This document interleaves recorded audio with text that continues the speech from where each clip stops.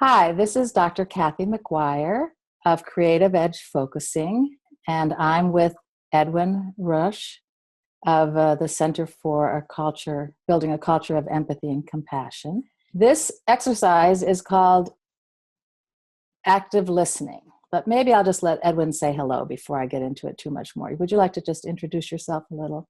Oh, hi, Kathy. Yeah, you introduced me, Director Center for Building a Culture of Empathy at cultureofempathy.com. So, a real empathy advocate. So, glad to be here with you to do this exercise. And Edwin has at his website amazing numbers of interviews about empathy and demonstrations of empathy and conflict resolution. So he is a huge resource. So this exercise is called active listening, and it's part of the series on how to stop arguing.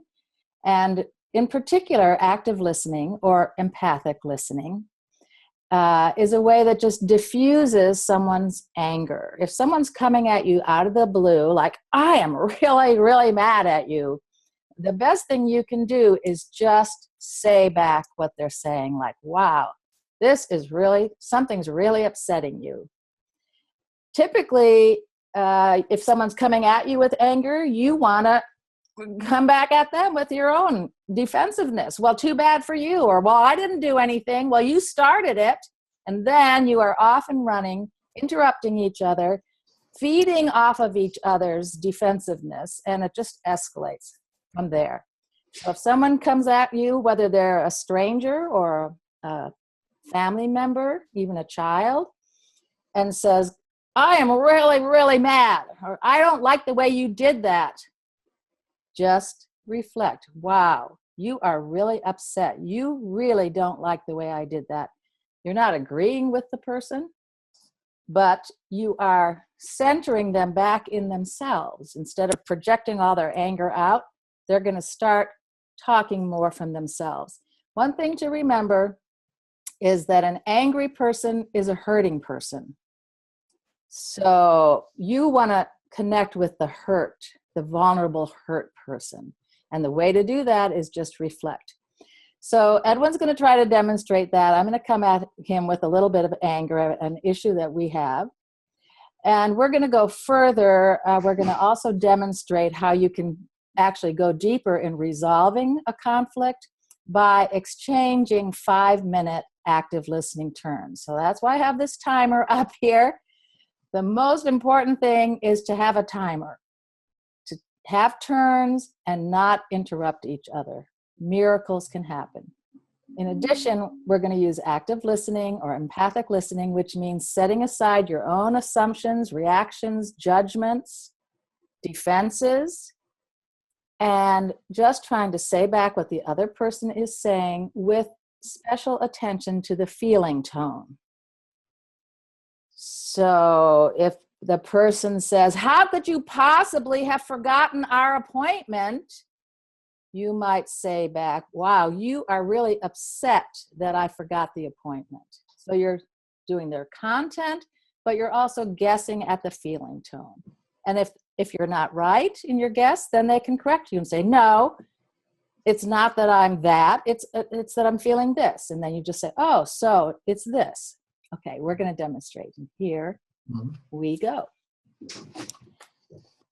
Okay, so Edwin, I have this issue with you, and I'm really pretty mad about it because it's gone on for months. A long time ago, I told you that I wanted to talk about gender in relation to empathy. And you said, oh, no, I don't want to talk about that. And it amazed me because you are Edwin, who is willing to do listening about everything. So here, an issue that is really, really important to me, and you say, oh, no, I don't want to talk about that. So I want this to change. Okay, so what I'm hearing is you're feeling really upset because there's an issue you want to talk about, being about gender, and that you just heard me say that I didn't want to talk about it, and you're feeling quite upset about that, especially since I'm the empathy guy. Exactly. That's the main thing. Okay, so now you have reflected me, and now I'm going to set the timer because we're going to do that going further of just spending really 5 minutes each way. So here's my very obvious clock. Yes, you are the empathy guy. And this issue is really, really important to me because I've spent the last 40 years in my experience in the focusing world feeling like no matter where you go and whatever people are supposed to believe in, there is a way that the thinkers in the crowd come to dominate the feelers. And for me, those are the best words I can give to this gender issue. There are a lot of thinker women out there. So it's not just gender. They're the most difficult because it's hard to pin something on them. But I'm sick of it, and I didn't want to see it happening in your empathy world. I guess that's why I was so upset. Mm-hmm. Okay, so what I'm hearing there is that you're feeling upset because that the thinkers tend to dominate the feelers. So you've seen this over the years, the people who are into thinking, that they will dominate people who are maybe more sensitive and more feeling oriented. And this is like an issue that you wanted to talk about, and you're feeling that I didn't want to talk about it? Exactly. And even when you said back the words, thinkers versus feelers, I did have a big sigh. They seem like ridiculous words, and anybody could say, oh, what are you talking about? But it was such a relief to just have you validate it to the degree of saying back, yes, Kathy experiences the world as that there are these thinkers of either gender who not even consciously dominate the feelers, as I'm calling it. And okay, so I'm hearing there that she actually felt some relief, felt a little bit more ease, just even hearing this reflected back about your concern about the feelers and the thinkers dominating the feelers. Just hearing that back just gave you a bit of ease, a bit of relaxation. It does. And I can almost now feel a teary feeling coming. As I said, an angry person is a hurting person. I feel some teariness. So I'm going to just speak. I'm going to try to pay attention to that and speak from that.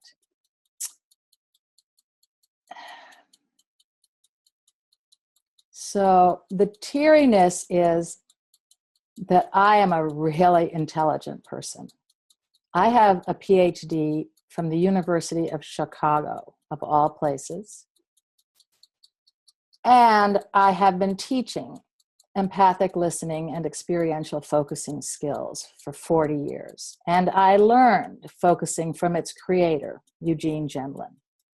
So that teary place, and this is very relevant to this gender issue or whatever, that teary place says, I am not a stupid person. And if I tell you that after 40 years of observation, there's something going on here about how in every organization I've been in, even if the process is empathy, which I don't know if you want to argue here, but I'd say women in general, or whatever, it's hard to even find the right word, what call them feelers or whatever, but it's one of the things that women are really, really good at. And to suddenly find in every organization about empathy or about focusing, which are both very feminine activities in terms of Jung, which is where I get those terms, it makes me feel stupid, that I'm seen as stupid. So I'll stop there and you can just say that. Okay, so what I was hearing there is that you're feeling very tearful, and that you feel that that you're a very smart person, and that you've been seeing this dynamic about the thinkers dominating the feelers, and that I'm not quite sure I'm getting the full issue here. So anyway, was that it? And then you're just seeing this constant, and it's the women who tend to be more of the feelers, even though there are some women who are big thinkers. But yeah, so I don't know if I quite got that. So my 5 minutes is up. I can say more later. But again, as you said it back, I felt that teariness, that I sound like an idiot talking about thinkers and feelers. And I am not an idiot. And that's a woman's issue. Feeling, because the things you want to talk about are maybe more vague, feeling stupid. But my time is up. So. Okay, what I would recommend is we don't do the timer there, because you're hearing it ticking all the time, and I think that might be annoying. So I do have a timer here that I'm going to run. Okay. It's quiet, so. Okay, I'm going to just leave the timer. I'm not going to turn it on, but I'm going to leave it up here because it's one of the most important things we want to teach is use a timer, take turns. So. This is a reminder. So I'm here, you're going to leave it up there as a sort of a reminder about the importance of time. Exactly, of turns. Turn taking. Turn taking. Now, I also have I can use my phone also, but are you going to be sure to remember? I have a timer up here, so okay, you're going to do starting it. Yep. Okay. Starting. So now it's Edwin's turn. I'm going to reflect him. Okay. Well, I don't have trouble talking about gender. It's just that I just don't see empathy as necessarily gender related, in the sense that women are necessarily more empathic than men. It might be sort of a marginal difference. I've seen studies that show a marginal difference, but I just don't, what it is I don't like to feminize empathy. Say this is a feminine trait, this is a masculine trait. I like to take the gender out of it and say these are just common humanity traits. Okay, so let me say that back, and I'll say to our watchers, it's been pretty hard for me to set my emotion aside and remember, I'm going to reflect Edwin. So even though I've been doing this for 40 years, it's difficult. Okay, so you're saying that you don't really have a problem talking about gender issues. And there are even studies that say there's maybe a marginal difference between men and women in terms of gender, but it's not a huge difference. And also, in terms of empathy, you don't want to say that it's either a feminine or a masculine activity. You want to say it's a human activity, and that's important to you in terms of what your mission is. It's important to say, no, it's not something that men or women have. It is a human capacity or quality. Exactly, yeah. And there's plenty of women that don't empathize. I see it sort of a narcissism, like a self-centeredness, just talking about themselves and not listening. There's self-righteousness, like I am right, you are wrong. I see that. I see anger, using anger. We can go down the list. I've got a list of at least 30 different blocks to empathy. And women do all of them. They're right there doing all of them. So I don't see, men maybe try to dominate more or withdraw. There's also withdrawal. So I just see it as pretty, all these blocks really overlap between men and women. So I don't like to, for that reason, kind of say, empathy is a feminine trait or a masculine trait. It's a human trait.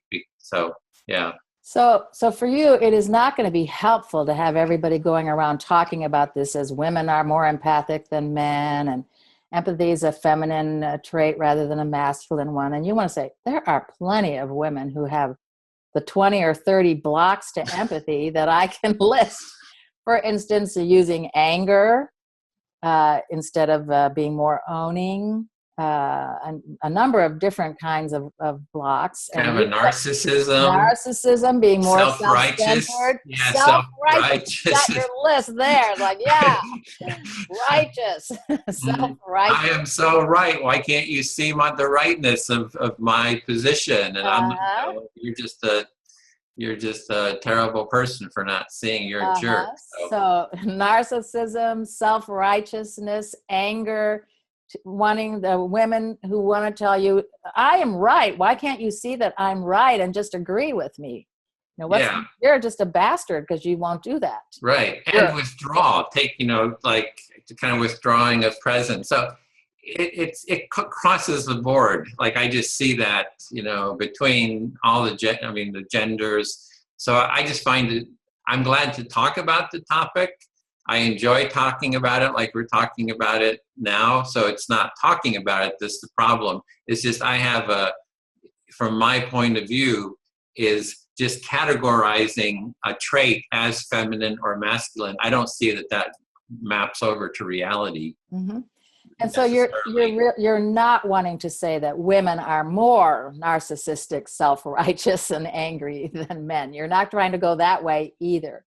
You're just wanting to say you have not found it helpful to try to categorize this as male or female, feminine or masculine. It just doesn't seem to fit your view of reality. Right. That women are just as capable of having all the blocks to empathy as men, and it is not going to be helpful. It's not going to help the world or your mission to divide it up that way. Exactly. And it does help your mission to say it is a human trait. We're all humans in this together.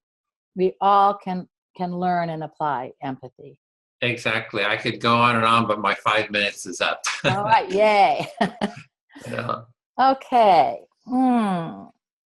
That feeling's there was a little fear there in my shoulders, but also it's a feeling of, I love this process because we get to learn more instead of me having been mad for several months because I didn't want to bring this up because you didn't want to talk about it as far as I was concerned. So okay, so I'm hearing that you really love this process because you were feeling that I didn't want to talk about it. Now maybe we're talking about it and creating maybe a bit more ease within you, less tension, releasing some tension.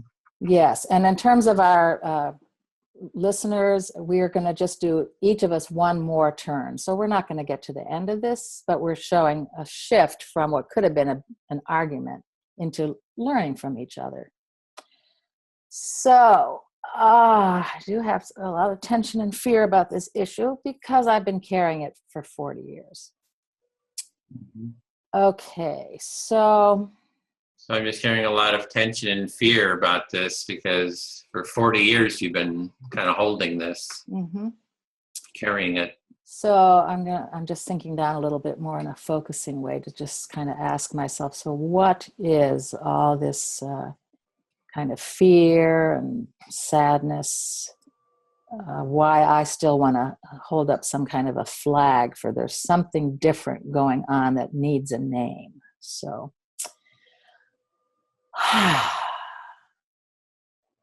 now, again, a big sigh. It feels good to say that. I'm an intuitive person, and I pick up things that are going on interpersonally. And then I have to try to find some words or terms so that other people can see what I'm seeing. And so that this issue has that dimension to it. Something kept happening, and I kept trying to figure out what it is. And the best description I could find for this particular dynamic does come out of Carl Jung's theory. And Carl Jung believed that everybody has masculine and feminine inside of themselves, and that the life goal is to integrate that. So masculine and feminine, in his terms, you can find a list of the qualities on each side. And there's a measure that comes out of it called the Myers-Briggs Type Indicator. And it's in terms of science of measurement, it's a highly valid and reliable test. So it's testing something. So the part of me that says there's something going on here, the Myers-Briggs says, yes, there is, and here's some scientific evidence. And it's marginal, as you say. There's a number of dimensions on the Myers-Briggs. Most of them are split like 50-50 among Americans, at least. But the one where there is a difference is in his dimension of the thinkers versus the feelers. And that one is 60-40. 60% of men are thinkers, 40% of men are feelers. That's a lot of feeler men. And likewise, 60% of women are feelers. And 40% of women are thinkers. And that's a lot of thinker women. I know this sounds like a big thing, but it's complicated. As I said, it's not a stupid, when I use the words thinker and feeling, I'm not being stupid. There's a lot of science or thought and theory behind it. I don't know how you're going to say this back, but I'm just going on here. So You have 1 minute. Okay, so thinking and feeling are not about emotions. Everybody has emotions. They're about how you make decisions in the world, whether you make them in terms of logic or whether you make them in terms of a kind of morality that's based on experiencing everything as interconnected. And that's where the big difference for me is, where I want to say the feminine way is about interconnection, and it leads to being more collaborative, thinking about the collectivity instead of just yourself, and empathy goes in there. Okay, so you could say back. Okay, so what I'm hearing is that there's Carl Jung has kind of theory around this, and his is about that there's a feminine and masculine, and there's like this integration attempt at integrating it. So what your view is based on that, and so it's not like some dumb view or doesn't mean anything. There's some kind of science, some kind of theory, whatever, behind it. And so that and behind that masculine and feminine is the thinker and feeler. So there's a high percentage of men are thinkers and a high percentage of women are feelers. And so you're saying that that's kind of the basic background. So in terms of time, you're doing a great job. Now it gets clear. I couldn't have said this before. Why this matters is because feelers, in their way of being, their decision making, the way they use information, are endemically collaborative and non-hierarchical. And that's the word that matters to me. The feelers are non-hierarchical. They're not trying to dominate anybody. The thinkers are hierarchical. Logic is a rational, logical, fact-driven. It is inherently hierarchical. And that is the problem. It's like that song, Guns N' Roses. If you've got some people who are being collaborative and egalitarian, and you've got other people who are innately pecking order kind of people, the collaborative people are going to lose unless attention is brought to this. They're going to be dominated. And that bothers me, because what the world needs now is more egalitarian collaboration, which needs empathy. So there's another aspect to this, is in terms of hierarchy, that the thinkers will tend to dominate, and the feelers are more collaborative and more egalitarian. And the world needs more of that feeling, egalitarian collaboration now, not this hierarchical dominating. Yes, and that makes me sigh again. So thank you. And that's going to be my last turn, at least for this exercise. Okay. So, Edwin, your turn. Yeah, I'm fine with the terms of thinkers, feelers, hierarchy, egalitarian, feeling, sensing. Those kind of words I'm comfortable with, that they resonate with me. But to use the word to divide those feelings, those ways of being, into masculine and feminine, I just don't find accurate or really effective. So So now you're saying those terms, thinkers versus feelers, hierarchical versus collaborative and egalitarian, those words resonate with you. They do capture something you experience in the world. So you're okay with using them as kind of handles for this thing we're trying to describe. Yeah, But then exactly. to divide it up into the men and the women, Yeah. that, or even Jung's masculine and feminine, for you, that it's not only not helpful, but I think you're saying it creates a problem. Oh, yeah, that's true. There is a problem there, is that, that men are going to think, oh, I don't want to do this because I'm going to be feminine, right? So there's this dividing the world into masculine and feminine, and like identity. And I just find that gets very confusing, puts people on the defensive, and it's not accurate either. If 40% of women in the theory are, have this intellectual or, kind of dominating quality, that's still, are you going to say they're masculine? It's like, let's just say, what is the felt experience that they have? And I'm willing to go with that, but just the whole masculine, feminine is just, I find it just muddies the water, is confusing. This doesn't help the discussion. Whereas these other terms I find very helpful, and I'm really willing to go, really use those.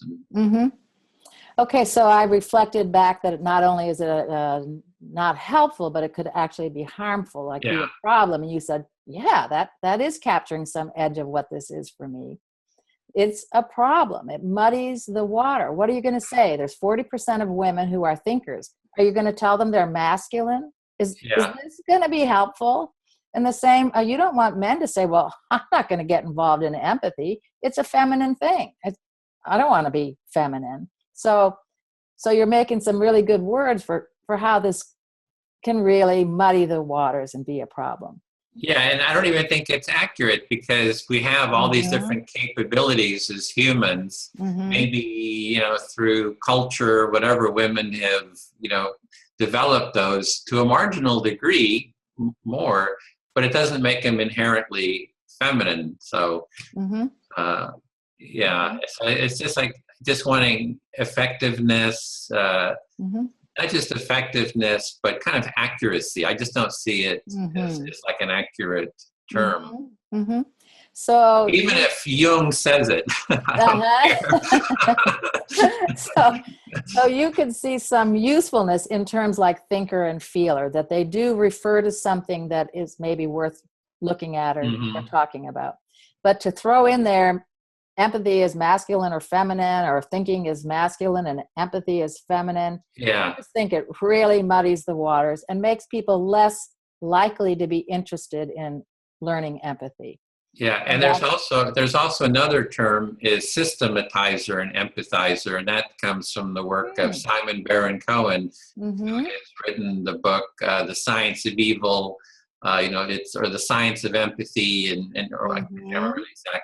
He has a couple different names. There's a British book, and then there's the English version. But he studied autism and wrote about empathy, and he's looking at sort of this, something similar of people to have a systematizing, organizing brain versus this empathic, sensitive feeling, and that that generally men have that more, but there's a whole graph, the plot of it, overlapping, and it shows that marginally women have developed it more. But so anyway, that's just another term that I'm going to look at too. So again, that Simon Baron-Cohen, I think you said, has written a book and done a lot of studying, and the terms he's come up with that seem similar to the thinker-feelers from the Myers-Briggs are systematizers and empathizers.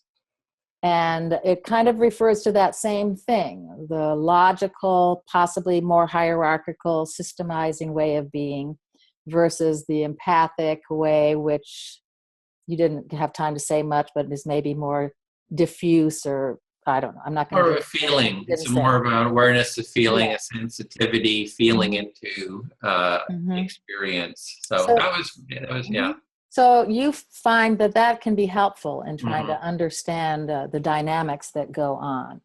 And but this calling it masculine and feminine, he also find a slight gender difference. And then it's really important to you before you said, and it needs to be accurate, not just efficient use of terms, but Hmm. accurate. They need to reflect the experience that I, Edwin, have in the Yeah. world. And if you Uh-huh. go around saying women are empathic and men are, well, it's just not my experience. It doesn't help. And I don't care if Jung said it. It's not accurate to what I experience in the world. Exactly. I feel heard, and that was my 5 minutes. Okay. All right. So to our viewers, we're both laughing together here instead of being in a stalemate, which might have happened. And so I love this process. I love you, Edwin. I appreciate you for partaking in this. And I learned a lot. And I think we got closer together. Now we have systematizer and empathizer term we could really explore in a profitable, forward-going way. So that's my comment. Anything you'd like to say about this? I love this process too. I think it's one of the most effective.